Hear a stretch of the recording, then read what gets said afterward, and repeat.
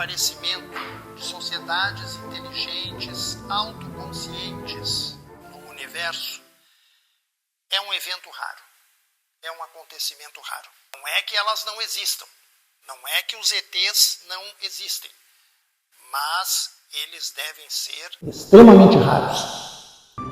Olá, bem-vindos à Oficina de Astronomia número 506. Eu sou o professor Luiz Augusto da Silva, da Rede Ômega Centauri para o aprimoramento da educação científica. E vamos estar juntos hoje mais uma vez.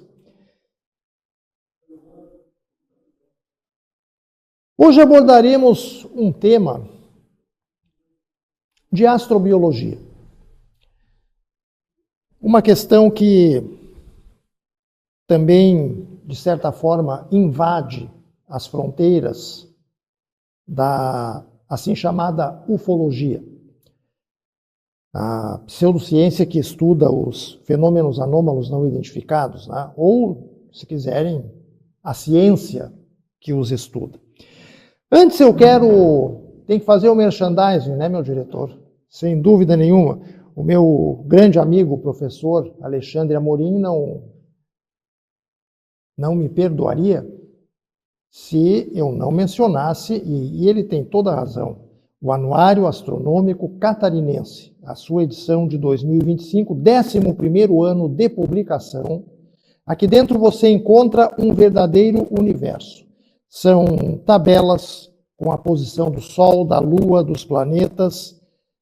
Veja só, você tem também mapas celestes, listas diárias de fenômenos, abordagens sobre cometas brilhantes, ocultações, chuvas de meteoros, configurações das luas dos planetas, com destaque para Júpiter e Saturno. Enfim, um volume indispensável para qualquer um que se diga um interessado sério pela astronomia e pelo que está acontecendo no céu. Eu recomendo. Nós recomendamos Anuário Astronômico Catarinense. Mande um e-mail para costeira1@yahoo.com ou acesse a loja virtual Uiclep e você tem oportunidade de adquirir o seu exemplar do Anuário Astronômico Catarinense. Bem, nosso título de hoje aqui na Oficina de Astronomia 506. Alienígenas humanoides. Será que isso é possível? Bom, eu já vou antecipar a resposta, pelo menos a resposta que os conhecimentos científicos atuais nos permitem dar neste momento. Jamais. É o que veremos na nossa oficina de hoje. Mas antes eu quero lembrar do lançamento do livro Crônicas Astrobiológicas, feito pela Rede Ômega Centauri, trabalho de minha autoria, onde nós incluímos uma série de textos relativos à astrobiologia, ou mais especificamente à questão da existência ou não das civilizações extraterrestres altamente tecnológicas. Se você tem interesse por essa questão, não deixe de adquirir, são apenas R$ 17,90 e você pode pagar confortavelmente com o Pix da Rede Ômega Centauri, universoastronomia22@gmail.com, certo? Muito bem, eu vou começar a nossa exposição de hoje com uma frase, uma citação de um astrônomo norte-americano, o Dr. Philip Plait, que também é informalmente conhecido como The Bad Astronomer, ou seja, o astrônomo mau. Ele enunciou esta frase em um trabalho de sua autoria, que data do ano 2004. A visão geral é o inimigo mortal da pseudociência e das teorias conspiratórias. Tá? Muito bem. Nós já vamos entender o porquê da inclusão dessa frase. A questão é a seguinte, meus amigos, indo direto ao ponto. Se esses supostos alienígenas que andam por aí, os greys, os pleiadianos, os nórdicos e outros mais que vários ufólogos insistem que existem, se eles forem extraterrestres, então eles não existem. Eles são uma fantasia delirante. E nós já vamos mostrar por quê. Aliás, né, com relação a esses ETs de aparência nórdica, nós, lá no nosso livro Meu Universo, que vai aparecer aí daqui a pouco no merchandising também, publicado recentemente, nós, utilizando argumentos astrofísicos e astrobiológicos, demonstramos que eles não podem existir. Assim também como os pleiadianos. Né? Bom, então, ali, ó, ETs nórdicos, ETs cinzentos, os greys, formato humanoide. Aqui, outras tipologias, supostas tipologias, segundo alguns ufólogos, os reptilianos, os nórdicos e os greys já comentamos, né? Os orianos, que viriam da constelação de Órion, todos eles são demasiadamente humanoides. Né? Tem 2 braços, 2 pernas, cabeça, tronco e membros, enfim. Aqui temos, inclusive, o que seria um híbrido de Grey com ser humano. Isso é uma aberração. Com certeza isso não pode existir e já vamos justificar por quê. Eu diria que aquilo ali é quase cômico. Aliás, falando em humor, um pouquinho de humor. Já conhece, meu diretor, o ET brasileiro? Quer dizer, ele na verdade era um ET, mas ele caiu, a nave dele não se acidentou em Roswell, mas se acidentou na Bahia. E aí ele sobreviveu lá e... O ET brasileiro era aquele Danilo que fazia parte do programa do Gugu. Ah, tinha, no programa do Gugu, no programa do Gugu, tá certo. Tinha também como é que era o ET, aquele lá aquele lá de Goiás, o ET Bilu. Isso. Também, né? Não, esse aqui é o ZT, tá? Não é o ET Bilu, esse é o ZT, caiu na Bahia, tá? Se acidentou lá na Bahia, sobreviveu, gostou do Brasil, tá? Em particular da Bahia, do clima baiano, né? Aliás, o clima baiano é um espetáculo, né, meu diretor? Aqui, ó, por que eu estou assim hoje, aqui de luva, meus amigos? Porque nós estamos gelando aqui no Rio Grande do Sul. É ou não é, meu diretor? Caiu neve hoje de manhã, né? Caiu neve. Puxa vida. Mas, enfim, o ZT caiu lá na Bahia, aprendeu português. Hoje ele é fluente em português, né? E tá aí, ó. Tá aí o ZT, né? Obviamente ele também não existe, né? Como também não existem aqueles ETs que a gente via nos seriados de televisão dos anos 1960. Aqui, um dos episódios do seriado Perdidos no Espaço. Né? São criaturas por demais humanoides. Claro, esses aí, obviamente, criados, né, por... Tem um outro documentário na literatura que é o ET-7. Tem o ET... Tem o ET-cetera também, né, meu diretor? É verdade. O comando do estúdio aqui hoje está... O estúdio hoje está divertido. Está frio, mas está divertido, né, meu diretor? O Tiago Basso, o nosso capitão Kirk aqui, lembrando do ET-cetera. Né? Pois é. E agora eu me lembrei de outro, inclusive, aqui, meu diretor, mas esse eu não vou falar porque, de repente, vai ser até meio pornográfico. Então eu não vou falar, tá? Não vou falar porque aqui a gente prima pela moral, pelo respeito, tá?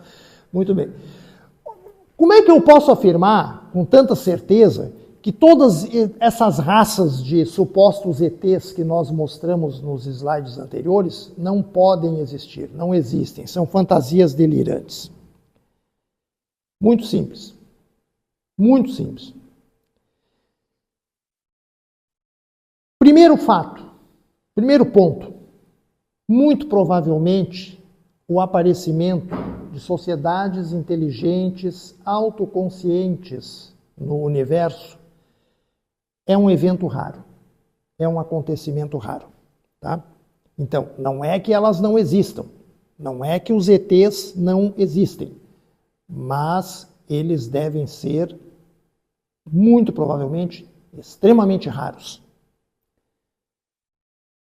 E antes de justificar a raridade dos ETs, eu quero chamar a atenção para outro livro da nossa autoria, A Arca de Bovetóia, que justamente combina ciência com ficção, mas, digamos assim, de uma forma equilibrada, não tanto delirante. Né? Descubra por que nós temos recebido comentários extremamente elogiosos a respeito dessa obra. Descubra por que adquirindo seu exemplar, são apenas R$ 39,90, 603 páginas, formato digital, e você paga, claro, pelo Pix da rede Ômega Centauri, universoastronomia22@gmail.com, recebendo logo em seguida o seu exemplar. Tá? Muito bem, por que os ETs seriam raros no universo? Um artigo que nós publicamos nessa revista aqui, uma revista internacional de astrobiologia, no ano de 2022, lá nesse artigo nós realizamos um cálculo fundamentado em quantidades astrofísicas confiáveis e concluímos que, muito provavelmente, a taxa de aparecimento de civilizações tecnológicas em uma galáxia espiral típica, assim como a Via Láctea, é da ordem de uma civilização por giga-ano. Um giga-ano é 1 bilhão de anos. Então, muito provavelmente, a taxa média de formação de civilizações extraterrestres numa galáxia espiral típica é de uma civilização por giga-ano. Qual é a consequência imediata, qual é o corolário dessa conclusão aí, desse cálculo? É que episódios de evolução darwiniana, por seleção natural e mutações, que sejam convergentes, ou seja, que vão produzir formas parecidas com as que nós temos aqui na Terra, por exemplo, eles devem ser extraordinariamente raros, mesmo que existam muitos exoplanetas com condições de abrigar vida na galáxia. Então, esses episódios convergentes é que produziriam, eventualmente, ETs com morfologia humanoide. Mas, em princípio, tais episódios evolutivos devem ser de ocorrência muito rara. Para não dizer, inclusive, quase que impossíveis. Tá? Portanto, nós podemos inferir que esses ETs, supostos seres extraterrestres, que são relatados, que são reportados por testemunhas de avistamentos de OVNIs, por abduzidos, por contatados, indivíduos que dizem que ser escolhidos pelos ETs para receberem mensagens deles, etc. Esses seres, além daqueles, né, que aparecem na rica filmografia hollywoodiana de vida extraterrestre, todos eles, a maioria deles humanoides, muito semelhantes, quando não idênticos a seres humanos, e quando não fluentes em inglês, né, meu diretor? Também tem essa, né? Quer dizer, tudo isso aí não tem nenhuma chance de ser real. Tá? Então, a pergunta que se coloca agora é a seguinte: como é que poderia ser um ser extraterrestre, inteligente, autoconsciente, capaz de construir civilizações tecnológicas, que realmente existisse no universo, que não fosse produto de uma fantasia? Bom, evidentemente que a gente não pode responder essa questão, né, nos mínimos detalhes.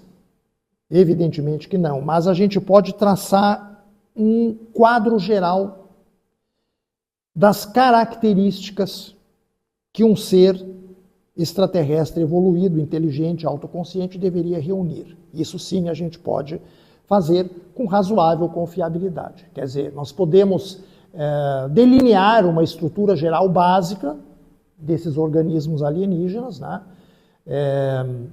E vamos fazer isso na continuação aqui, utilizando algumas áreas do conhecimento científico. Começando pela bioquímica, tá? Pela ciência da bioquímica. Cruzamento da química com a biologia. Primeiro aspecto que nós podemos reunir na nossa lista de características de um eventual ET real. Muito provavelmente será uma forma de vida baseada em átomos de carbono.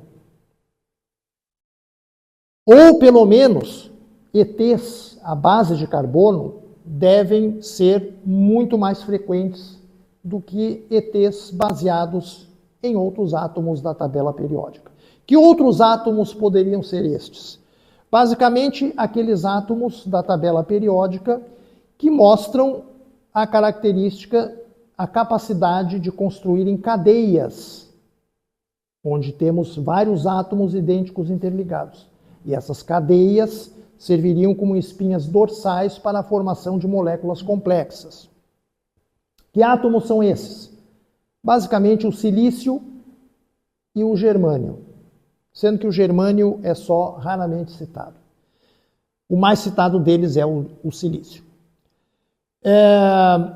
Mas nós conhecemos a abundância química relativa dos elementos da tabela periódica no universo. E, portanto, nós podemos afirmar com uma razoável dose de certeza que ETs à base de carbono deverão ser da ordem de 10 vezes, pelo menos 10 vezes mais frequentes que eventuais ETs construídos a partir de moléculas formadas por átomos de silício, tá? Se é que eles existem. Por que essa raridade do silício? Bom, o silício forma cadeias, que nem os átomos de carbono, mas essas cadeias tendem a ser mais curtas e mais quebradiças, mais frágeis, portanto de menor resistência mecânica, tá? Seres vivos à base de silício não seriam impossíveis, mas nós sabemos que se eles existissem, eles seriam obrigados a viver em temperaturas muito elevadas. Essas temperaturas muito elevadas são necessárias para proporcionar energia suficiente, né, para ativar as reações químicas nas quais os átomos de silício normalmente se envolvem. Que temperaturas muito altas seriam essas? Esse é um detalhe interessante.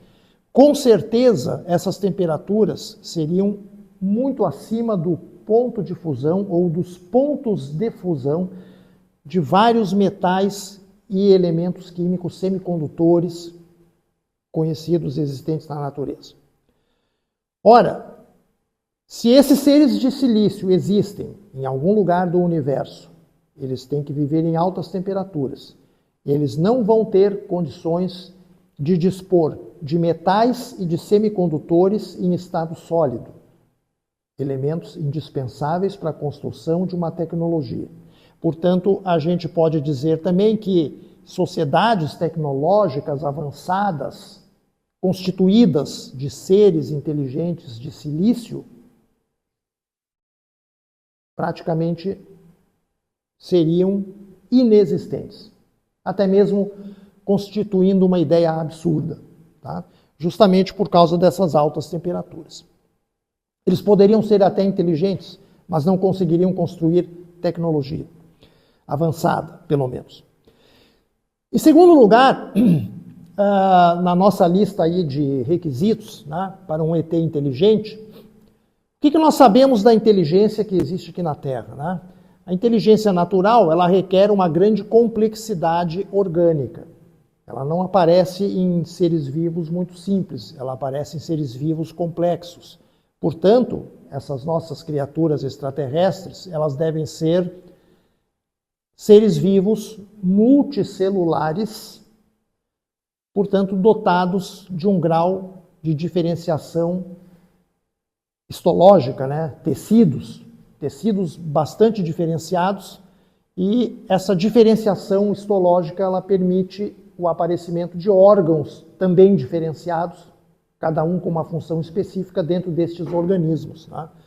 Então,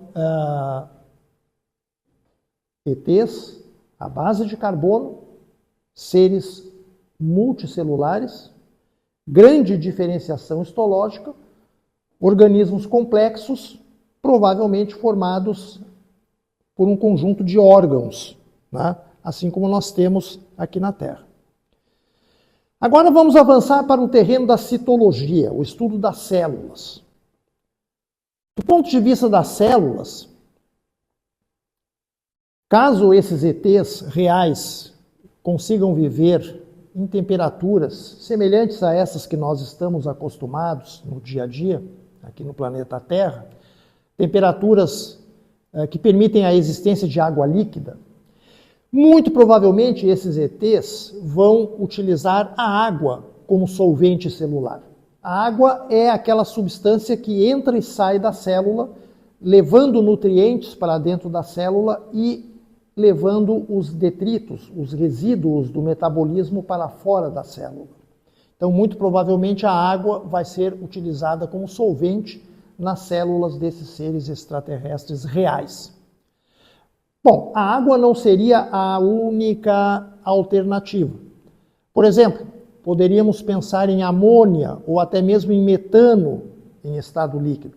O problema é que essas substâncias em estado líquido só ocorrem em temperaturas muito baixas. Mas tudo bem, nós poderíamos ter seres vivos à base de carbono, multicelulares, de repente em temperaturas muito baixas, onde a água não está em estado líquido, portanto não vai funcionar como solvente celular, mas de repente a amônia, o metano ou outra substância orgânica poderia fazer este papel em baixas temperaturas, em regimes térmicos muito frios, né?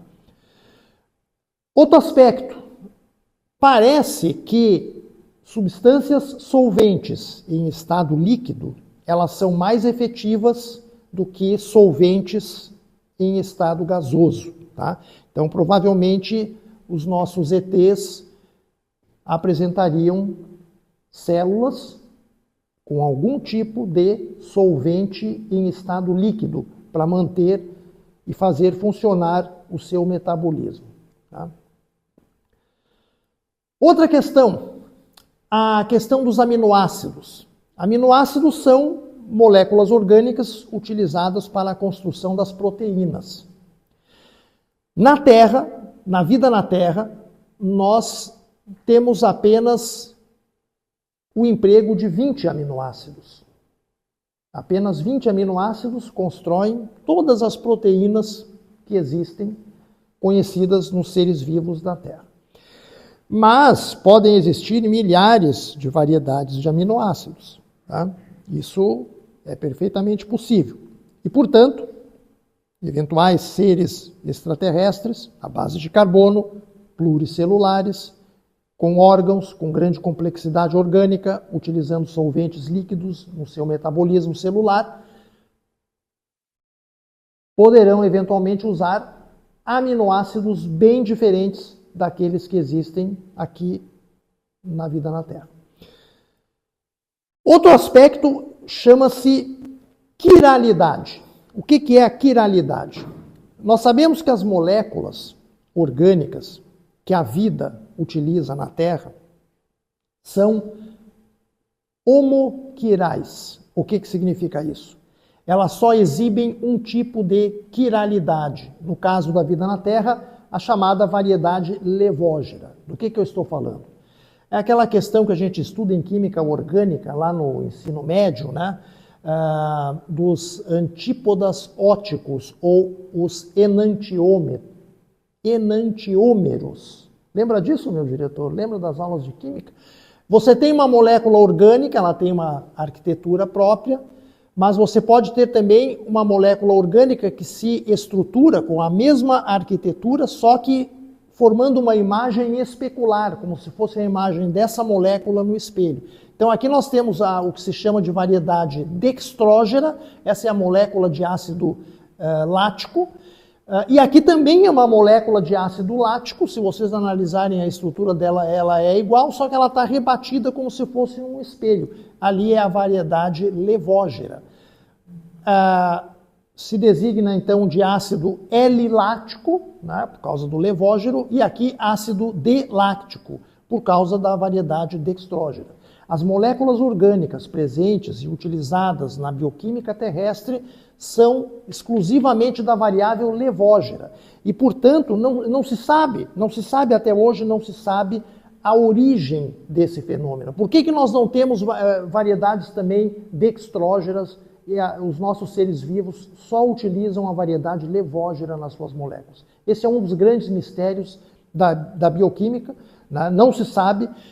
Isso é um fenômeno conhecido como quebra de simetria da quiralidade, onde você favorece só uma das variedades, ou a levógera ou a dextrógera. No caso da vida na Terra, a variedade levógera.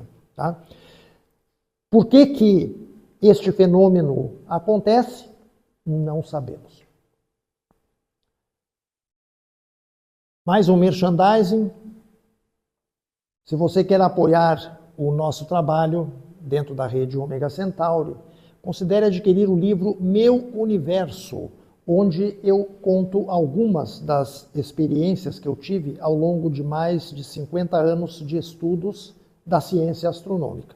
Tem crônicas, tem seleção de memórias, tem algumas opiniões também a respeito de questões atuais.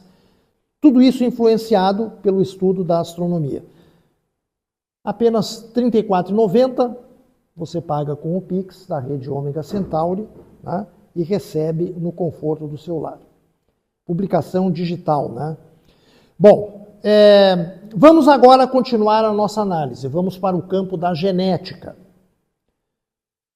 E aqui existem algumas dúvidas muito importantes. Primeira delas, será que seres extraterrestres reais, à base de carbono, utilizariam moléculas de ácido desoxirribonucleico ou DNA para codificar as suas informações genéticas? Bom, essa pergunta ela é equivalente a gente perguntar se o DNA é a única alternativa em termos de arquitetura molecular autorreplicante para armazenar informações genéticas. Provavelmente a resposta a essa pergunta seja não, embora alguns biólogos defendam que o DNA seria, na pior das hipóteses, a opção dominante na natureza. O que nós sabemos da vida na Terra é que qualquer ser vivo na Terra, seja uma árvore, seja um animal, seja uma bactéria, utiliza DNA. Todos têm DNA. Não existe nenhuma outra molécula que armazene informações genéticas, que tenha a capacidade de se duplicar, de se autoduplicar, né, conhecida na Terra. Mas isso não quer dizer que outras arquiteturas moleculares que façam as mesmas funções não possam ter evoluído em exoplanetas habitados. Né? A verdade é que nós não sabemos a resposta a essa pergunta. Se o DNA é a única opção ou não. Provavelmente até não seja, porque aqui na Terra mesmo nós temos outra molécula conhecida como RNA, ou ácido ribonucleico, onde ele também tem, ele é mais simples, muito mais simples que o DNA, mas ele também tem uma certa capacidade de se autoduplicar, né? de se autorreproduzir. Então, provavelmente a resposta seja que existem sim outras alternativas para codificação de informações genéticas que não passem pela dupla hélice do DNA. Aliás, meus amigos, deixa eu abrir um parênteses aqui, né? Essa estrutura helicoidal do DNA, deixa eu ver se tem um slide aqui, não me lembro se tem. Ah, tá aqui ela. Essa estrutura de dupla hélice das moléculas de DNA dá o que pensar, né? Dá o que pensar, né, meu diretor? Será que isso aí não é obra de engenharia genética? Será que isso aí não é obra de bioengenharia? Será que alguma civilização extraterrestre avançada, lá há 4 bilhões de anos atrás, não chegou aqui na Terra e semeou a Terra com moléculas de DNA? Olha, o próprio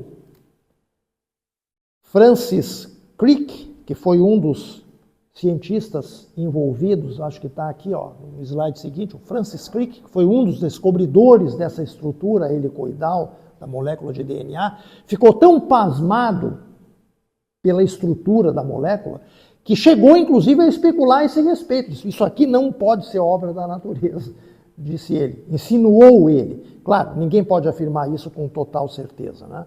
A natureza é muitas vezes surpreendente. Bom, mas se o DNA não é obra do acaso natural, e sim resultado de um projeto intencional de bioengenharia, isso pode indicar que pelo menos algumas formas de vida extraterrestre também compartilhem de DNA. Tá? Seria uma consequência razoável. Mas a verdade é que não sabemos. Tá? Vamos prosseguir. Agora, analisando o que eu estou chamando aqui de conexão bioquímica. Né? As moléculas de DNA, elas possuem ou são formadas por basicamente 4 tipos de bases nitrogenadas, conhecidas como adenina, timina, citosina e guanina. E essas bases, elas se combinam de forma bastante específica. A adenina só se combina com a timina e vice-versa. A citosina só se liga com a guanina ou vice-versa. Lá na molécula de ácido ribonucleico, o RNA, nós encontramos um 5º tipo de base nitrogenada, conhecida como uracila. E a uracila substitui a timina, né? Substitui o papel da timina no ácido RNA.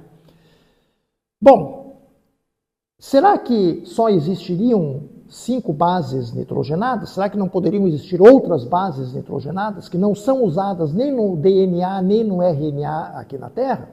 Pode ser, pode ser. Então, no caso de pelo menos alguns ETs possuírem DNA, pode ser que esses DNAs extraterrestres não utilizem as mesmas bases nitrogenadas que o DNA terrestre. Essa é outra questão. Eventualmente, um DNA extraterrestre, um DNA alienígena, poderia incluir outras variedades de bases nitrogenadas. Tá? Isso é uma possibilidade que nós não podemos também descartar. Bom, então vamos resumir até aqui o que a gente sabe, o que a gente pôde determinar até o momento.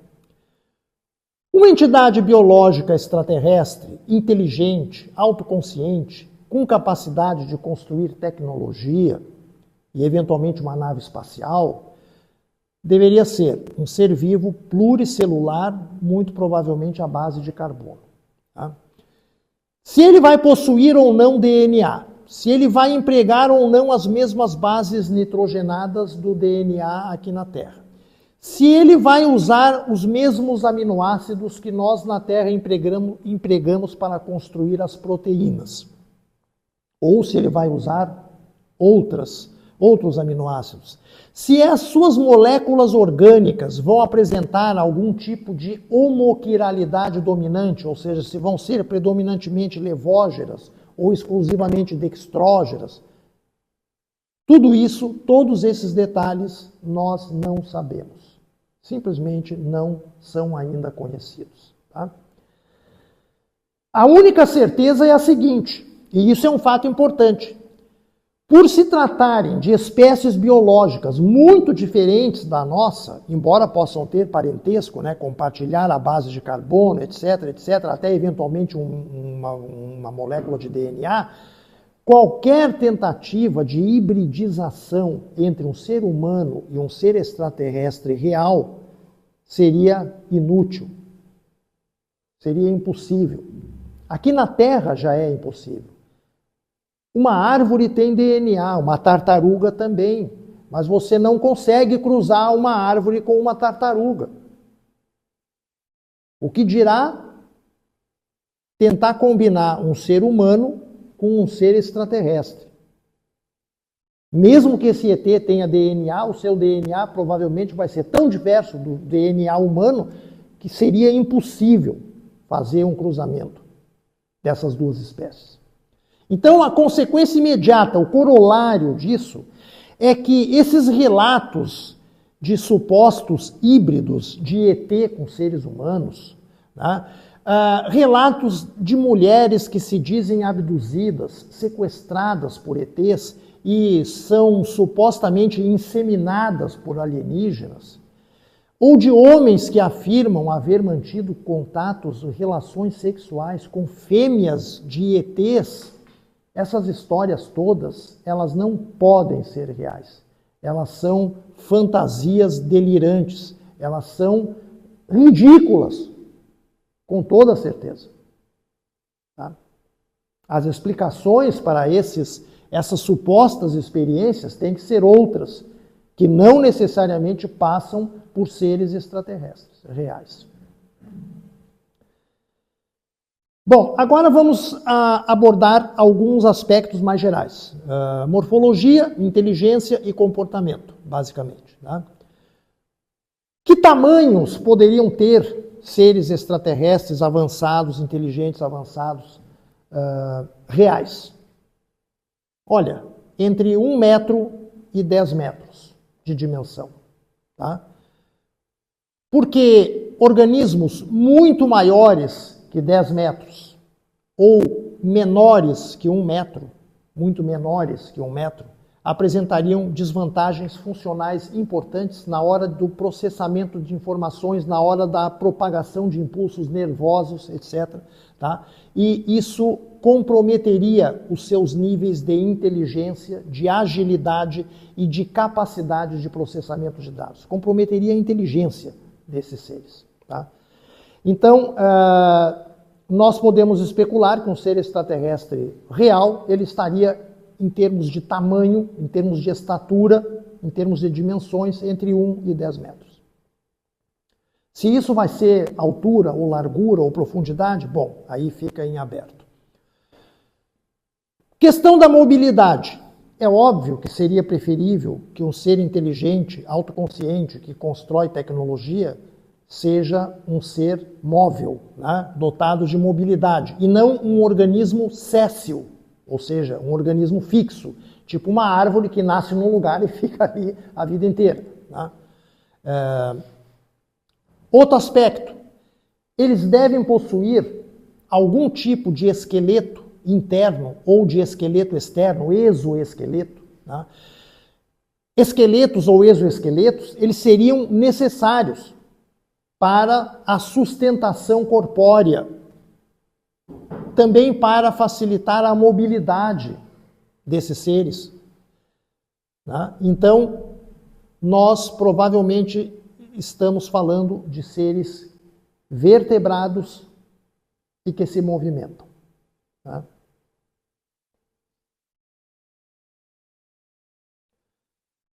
A presença ou a existência da inteligência, ela demandaria a existência também de algum tipo de unidade central de processamento de estímulos e de informações.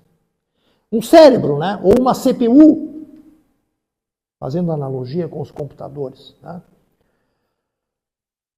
Além disso, para captar informações e estímulos, também para se deslocar, para manipular coisas, esses seres precisariam, digamos assim, de apêndices ou órgãos sensoriais. Né? Apêndices locomotores, apêndices manipuladores, que estivessem conectados não só ao seu corpo físico, mas também ao seu cérebro, à sua CPU, ao seu sistema de processamento central. Né? E isso tudo exige, portanto, que eles venham a ter uma complexa rede neural convergente, ou seja, uma rede de nervos, de neurônios ou alguma coisa análoga a isso, que converge para essa unidade central de processamento, para esse cérebro. Tá? Então, isso parece também ser indispensável. Questão da simetria corpórea.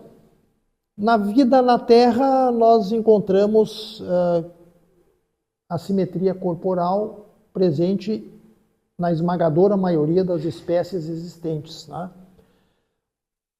Raras exceções, uma delas é um peixe, né, muito conhecido, o linguado, né, que é um pouco assimétrico, né, mas, em geral, os seres vivos na Terra são simétricos. Aparentemente existe alguma vantagem evolutiva na simetria corporal. Provavelmente ETs também poderiam incorporar essa propriedade. E outro aspecto é que seres extraterrestres reais teriam que ser habitantes de terra firme, ou se vivem na água ou em algum outro tipo de líquido, eles deveriam ser criaturas anfíbias, capazes de viver tanto dentro da água ou do líquido, quanto em solo seco. Por que isso, meus amigos? Porque não é possível acender uma fogueira, dominar o fogo debaixo d'água, tá? Ou em algum outro tipo de líquido que não seja inflamável, tá? Então, o fogo, ele é a pedra fundamental de toda a tecnologia.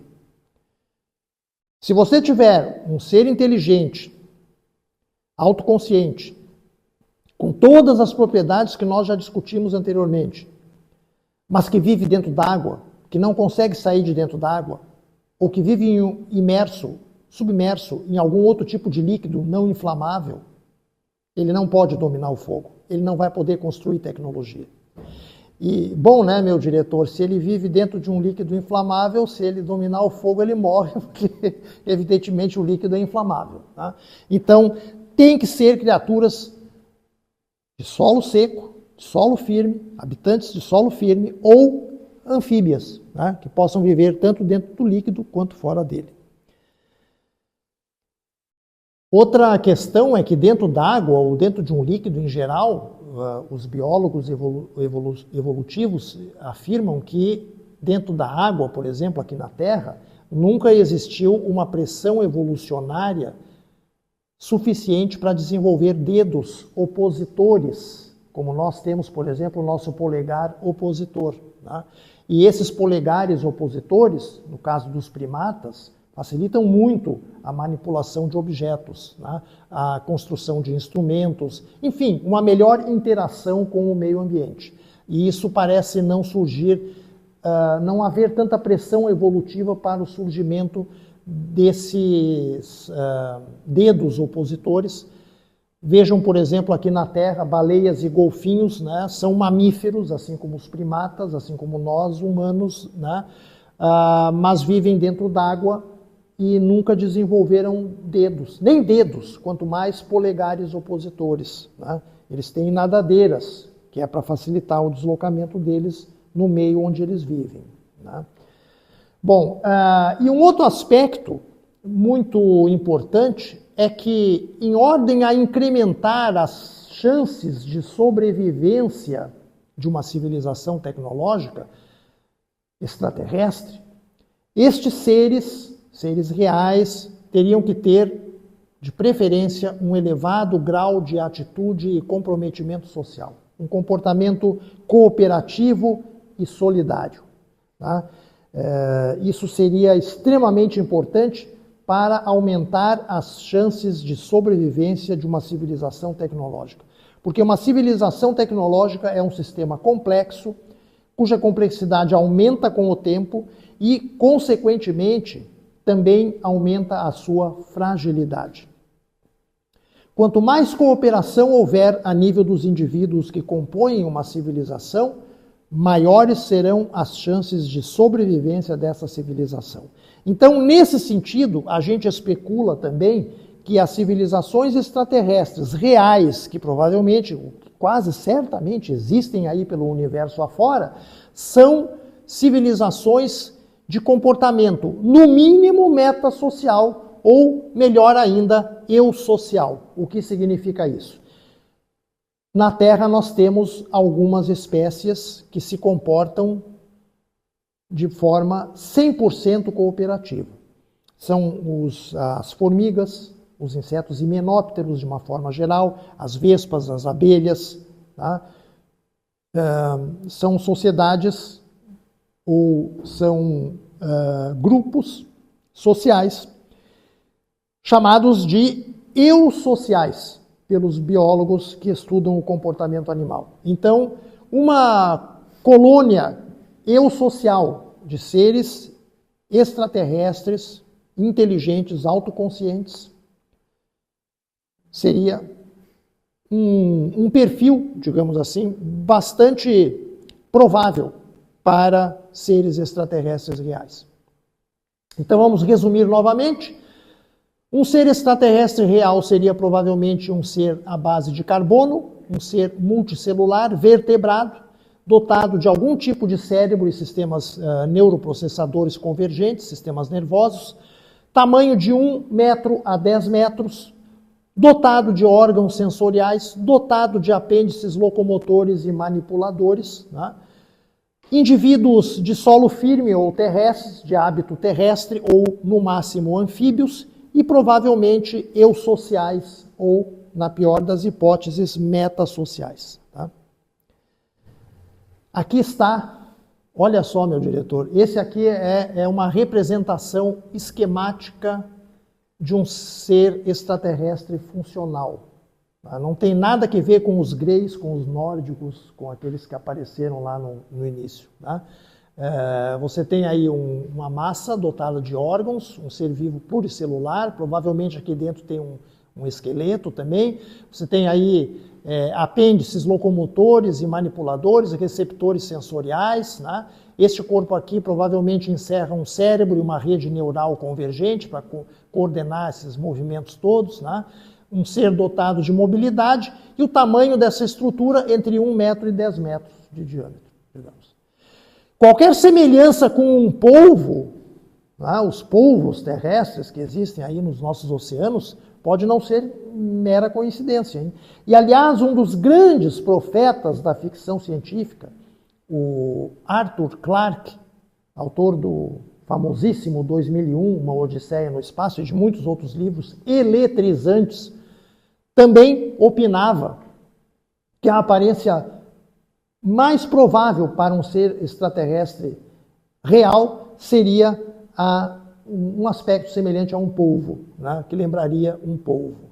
Tá? Então, toda essa análise que a gente fez aí anteriormente, né, desembocou numa representação esquemática funcional com essas características aí. Não quer dizer que se um dia formos visitados por extraterrestres reais, eles serão polvos. Não quer dizer isso. Né?